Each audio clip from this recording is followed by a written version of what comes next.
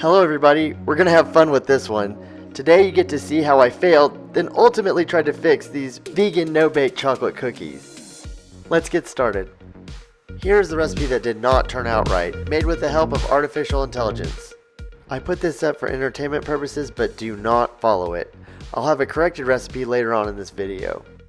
But for now you get to see how I made these nasty cookies. For step 1, I used 1/2 cup of maple syrup, a 1/2 cup of cocoa powder, and a 1/2 cup of oat milk. My wife and I poured these 3 ingredients into a medium saucepan. And then she set the range on medium heat.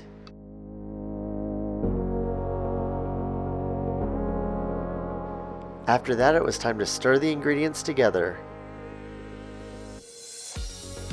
We continued stirring to avoid burning while we waited for the mixture to boil. And after a few minutes, it did start to boil.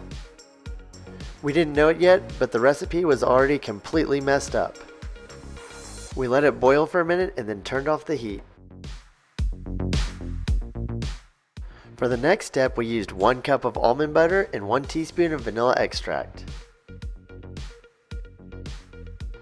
First, we added the almond butter. Then we added in the teaspoon of vanilla extract.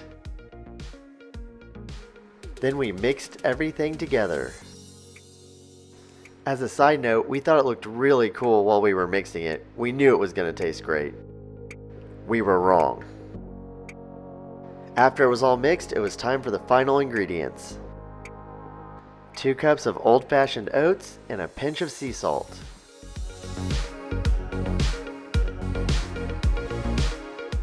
We poured in the 2 cups of oats first. Next, we added the pinch of sea salt. Then we used a spatula to mix it all together.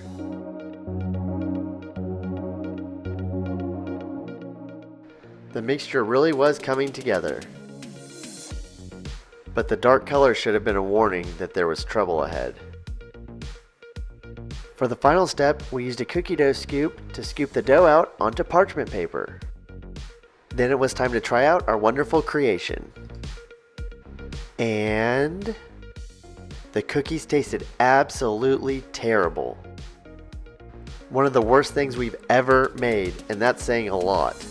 In fact, we discussed using these cookies as a punishment for our kids. They were terribly bitter and they lacked any sweetness. But that's what we get for using AI, so we decided to use our human brains to try and fix it.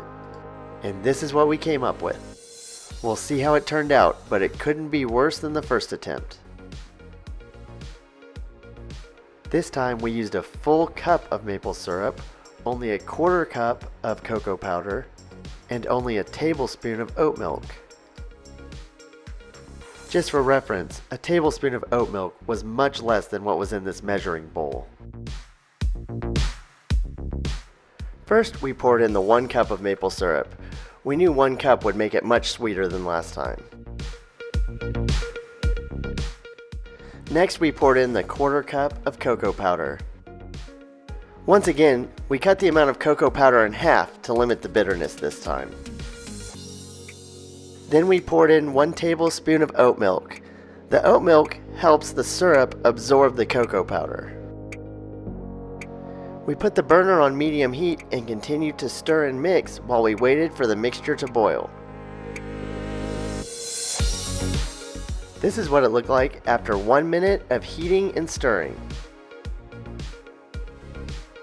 Make sure to continuously stir to avoid burning. The mixture began to simmer along the edges after a couple minutes. And after 3.5 to 4 minutes, it was finally at a low boil.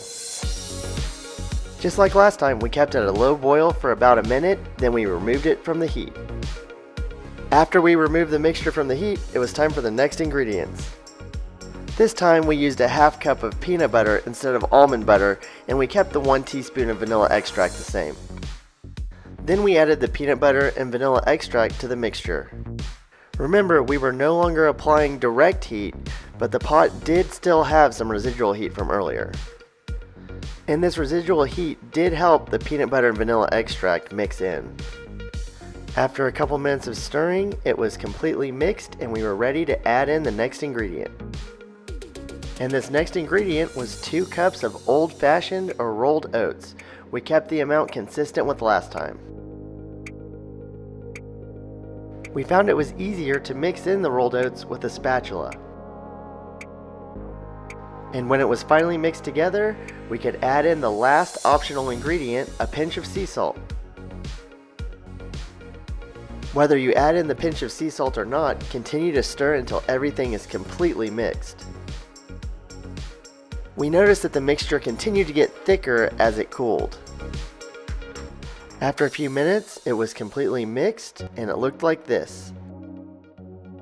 Then we covered the saucepan with aluminum foil and placed it in the fridge for about an hour to continue cooling. This allows the mixture to thicken even more. While it's cooling in the fridge, it's time for our quick goose fact. Did you know that in the early 1900s, there weren't many Canada geese because of habitat loss and hunting?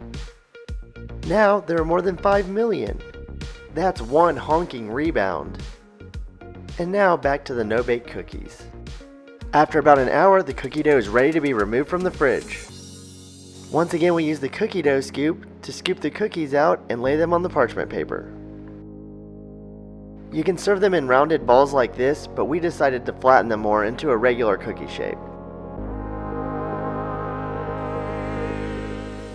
To do this, we sprayed the bottom of a glass with cooking oil and pressed down on the top.